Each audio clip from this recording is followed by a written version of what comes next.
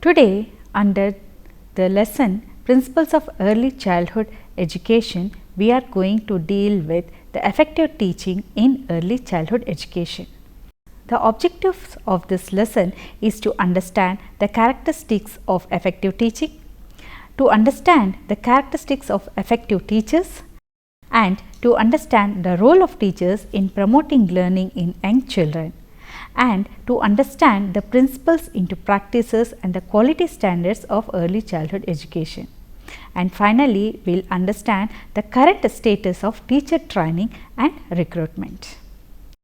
A good teaching is the main criteria of an effective teacher. A good teaching is characterized by observing certain basic principles. Like an artist, a teacher should know certain principles which would keep him to acquire the proficiency in his profession. These principles of teaching are mostly based on the principles of learning. The important are the characteristics of good teaching are based on principles of learning. Now, let us see what are the characteristics of a good teaching. The first and important characteristic is good teaching is well planned. A good teacher thinks of his problem carefully and in advance. The order and sequence of events is clear in his mind and provisions are made for management of the whole situation. The good teaching involves skill in guiding. The process of teaching, the knowledge is imparted and understandable traits and tendencies are curbed, but good teaching consists primarily in guiding and directing the pupil and encouraging him towards the best efforts in learning. This guidance is given by the suggestions rather than by comments and creating a situation which will naturally lead to desired type of activities. Good teaching is causing to learn. Good teaching enables the child to learn for himself. It is not stuffing the mind of the child with information. The child learns by himself. Good teaching is kind, sympathetic and cooperative. A good teacher always creates a cordial atmosphere in his classroom. He or she seeks the cooperation of the learners. He or she always ensures his pupils' emotional stability and security. He is loving, kind, affectionate and sympathetic towards his children. Good teaching is suggestive. A good teaching proceeds on the basis of suggestion rather than dictation. Good teaching is democratic. The good teacher always respects the individuality of the people, and the good teaching attempts to create a democratic environment in which the rights of the individuals are respected. In this environment, the teacher thinks that each child is entitled to equal rights with every other children in the class and that he is subject to the same rules with respect to the social equality as other pupils. Good teaching provides desirable and selective information. The good teacher does not try to teach all the information available which he gathered from books and from the experiences. On the other hand, he makes a judicious selection and teaches all that is useful to a good life in the society. Good teaching is stimulating. A good teacher stimulates through his personality and his activities the personality and activities of the pupil. Good teaching is progressive. A good teacher aims at providing modes and techniques steadily. He also helps the child to make suitable progress in life. Good teaching helps the child to adjust to his environment. A good teacher helps the child to adjust himself against the natural forces or to adjust himself against the forces of himself. Good teaching diagnoses the difficulties. It is true that diagnosis of difficulties in reading, spelling and arithmetic language is rather more advanced than in the social studies, science, literature and other fields. But good teachers are more sensitive to the needs of the individual than ever before. Good teaching is remedial. Good teaching must provide remedies for individuals as well as for group difficulties. Good teaching provides opportunities for activity. A good teacher keeps the students active. He is aware of the fact that to keep the students disciplined, one must fill the time with work, and so he does accordingly. Good teaching leads to emotional stability in the child. Psychologically, there are very powerful inherited urges in the child which always try to expand.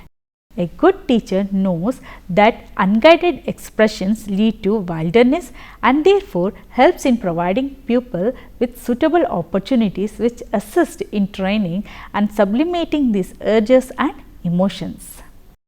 Good teaching liberates the learners. The idea of good teaching is to develop initiative, independence in thought and method or procedures, self-reliance and confidence among the pupil, so that eventually they are able to attack their problems independently and work out the solutions. The idea of good teaching is to liberate the child. These are some of the characteristics of a good teaching or effective teaching. Now, let us move on to see what are the characteristics of effective teachers.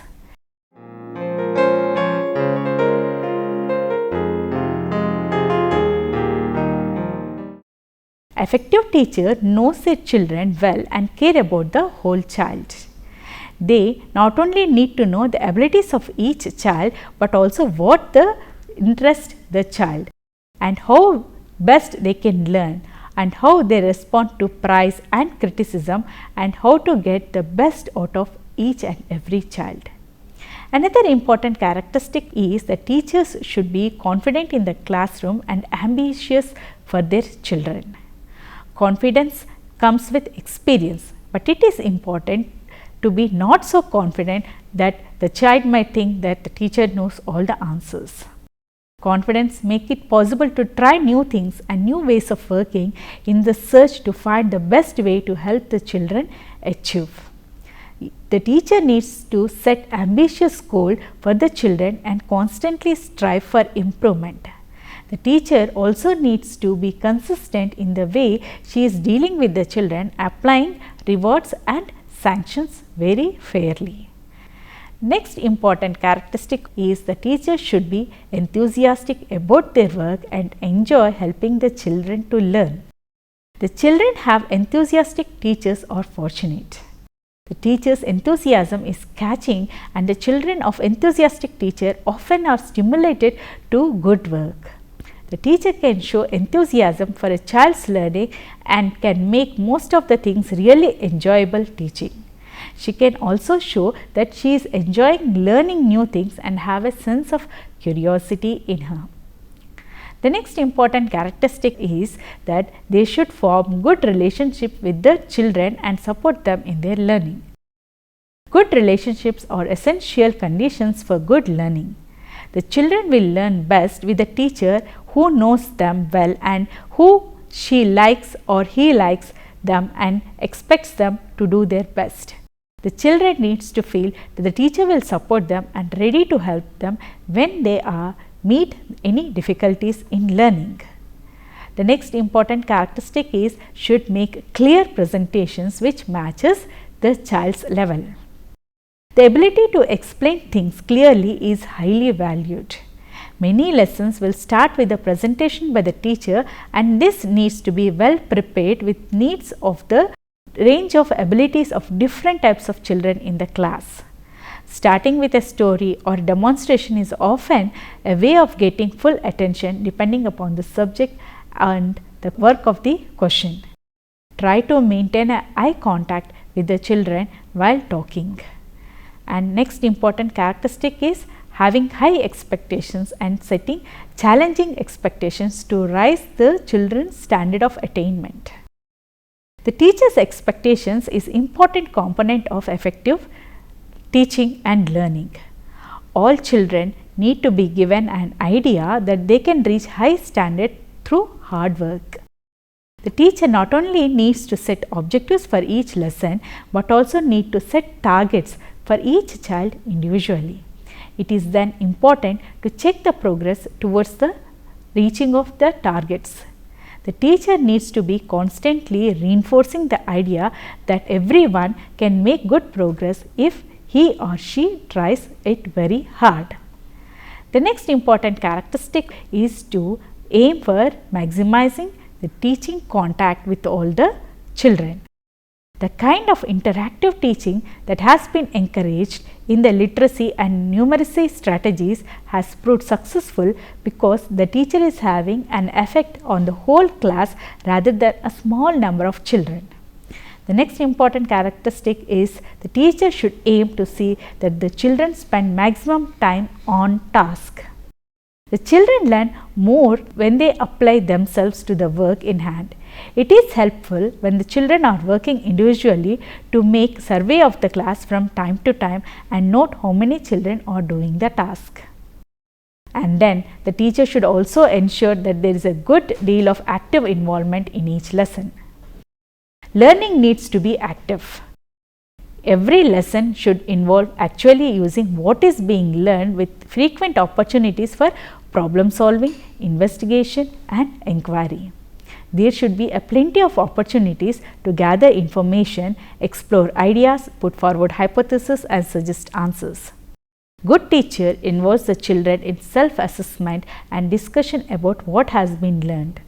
Talking about something helps the child to remember. The children can be asked to explain to a partner what they have already learned. So, the next important characteristics is that they should structure the work well and tell the children the purpose of the work they are doing and the targets they hope the children will achieve. It is important in planning work to defining the objectives very clearly and then sharing these objectives with the children while starting the lesson itself. Then she can revisit them at the end of lesson to see whether the child has achieved the objectives of the lesson. That means whether they have understood the lesson. Then another important characteristic is how well they use the questioning. Questioning is an important element in children's learning. Questioning can have several purposes. To find out the children already knows or do not know about the subject, shaping the line of argument by using the children's own ideas, checking how well the children understood of what is being explained in the class, eliciting concrete examples of principles and concepts, helping the children develop a desire to inquire, to learn further on the ones that has been explained. Questioning should help the children reflect on what they have already learned and their memory also. It also helps the teacher to assess how much has been understood by the child. Now, we will quickly move on to see what are the other important characteristics a good and effective teacher should have. A good teacher should give frequent feedback to the children to know about how they are doing, and they should keep a good record of the children's attainment and progress, and the teacher should have effective but relaxed control on the classroom. The classroom should be well organized, ordered and attractive for the children as well as for the teachers. They should make appropriate and effective use of the homework, and the teacher should reflect on the work done and evaluate progress towards achieving the goals. And a good and effective teacher should work well with other teachers and look for the opportunities to develop their own work. These are some of the characteristics in a good teacher or effective teacher.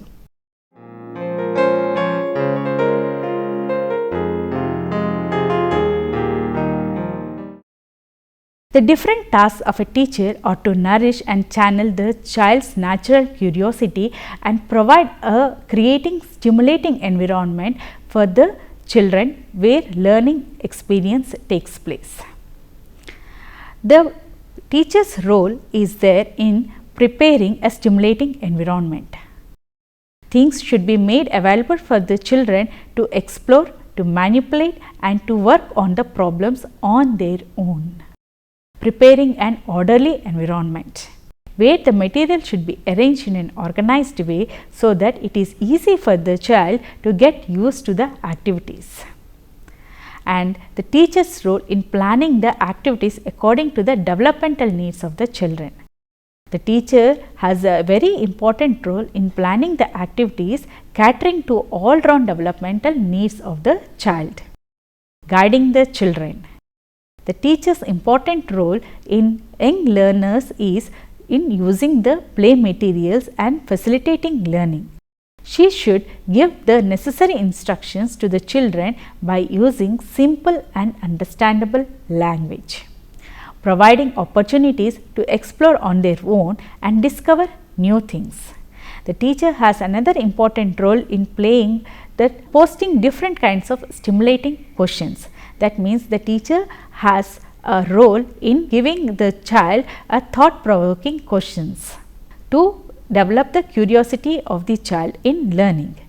And the next important role of the teacher is developing a scientific approach through observation, guessing, testing, manipulating, exploring, etc. Another important role of the teacher in the child's learning is inviting experts. The teacher can invite experts in the field of puppetry, the creative drama and other creative arts like music to stimulate the imagination of the child. Now, let us see what are the principles to be practiced in early childhood education. The child-centered education. It helps the child to become more independent and self-reliant. One of the educational aims during the early childhood education is to develop independence and self-reliance. In this context, the independence refers to the ability to think without the teacher's involvement. Therefore, the independent children can make their own judgments and achieve tasks after continuous process of trial and error method.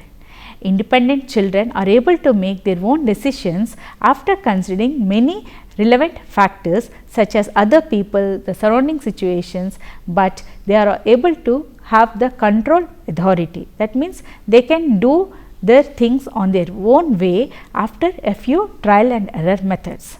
So, how should early educators behave towards the children in order to develop the independence? First, they have to attach importance to the voluntariness of the child. That means the own ideas of the child should be given importance. If the teacher leaves the child to do as they like, that will not be developed. The task of the teacher is to see whether the children can achieve self-realization. So, a path should be made where the children are learning for self-realization and are learning to be independent by giving more importance to their own thoughts.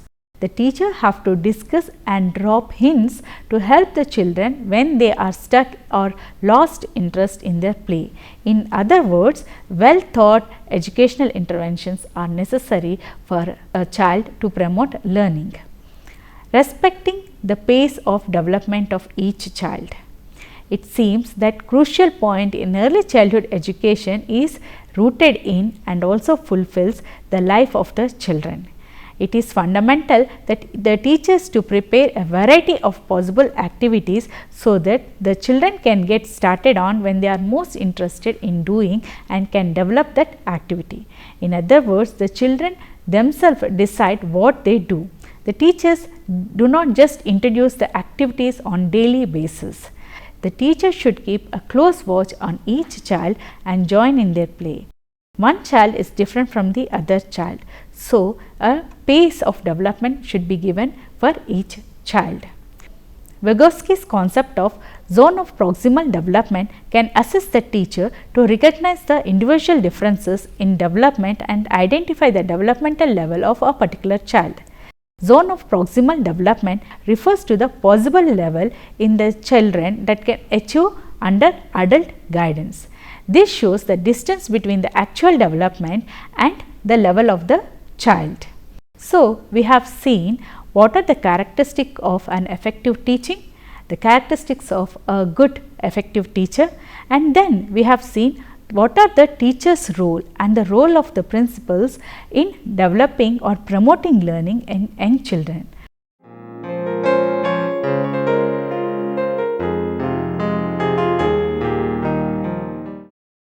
The principals form the cornerstones for the quality standards to be laid for early childhood education programs. Developing age appropriate services. The services and programs for the children in the age group of 0 to 6 years have to be developed keeping in mind the developmental abilities, that is the developmental domains and needs of the child, ensuring holistic development of the children. Pedagogies used in early childhood education should emphasize the holistic development of young children, also keeping in mind the needs of special children. Both care and education are important, and linkages between them need to be explored and drawn out. Interlinkages across the domains should also be addressed as the domains of development and not exclusive of each other. Relevant to the child's context. The pedagogy should reflect the learning of the child in his or her context. Transaction should be based on understanding of the context of the child and social background of the family, and partnership with the family and community. It is important to recognize that family as the first context where the learning and development of the child takes place. The family and parents are of importance in delivering the early childhood educational programs. The center of the child's learning in the environment. The child is the active agent in learning, and this has to be encouraged and facilitated in order to allow him or her develop his potential to full extent. And another 3 points that are important are the teacher's previous experiences, the child's ability to imitate, and his or her life history. Now, first we will look into the teacher's previous experiences. The teacher previous experiences help the teacher to assess how they should speak to and what extent they should help the child. The teachers can assume the zone of proximal development of the child based on such previous experiences. It is better to avoid giving in too many hints or instructions to the child. Imitation. Imitation is another important aspect of the development of the child. The children are able to imitate how teachers and peers achieve a task, and they will nearly able to complete the same task on their own. Life history. Life history helps the teacher to assess the developmental potentials and think about how to behave in particular potential or particular child development. But do not compare one child directly to the other child. Comparing the child's present situation or similar situations in their own past experiences. All the children can take a step forward if the teacher knows their life histories, that they are having the strong and weak points that can act as a scaffolds. Now, after having understood the standards and services of early childhood educational program, let us now move on to see the current status of teacher training and recruitment.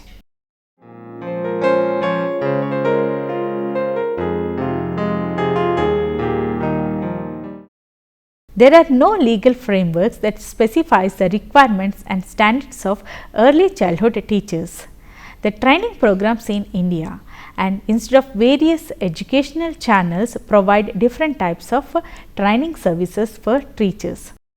Some higher educational institutions implement the Nursery Teacher Training (NTT) program, which is a 2-year training program for preschool teachers approved by the NCTE, the National Council for Teacher Education.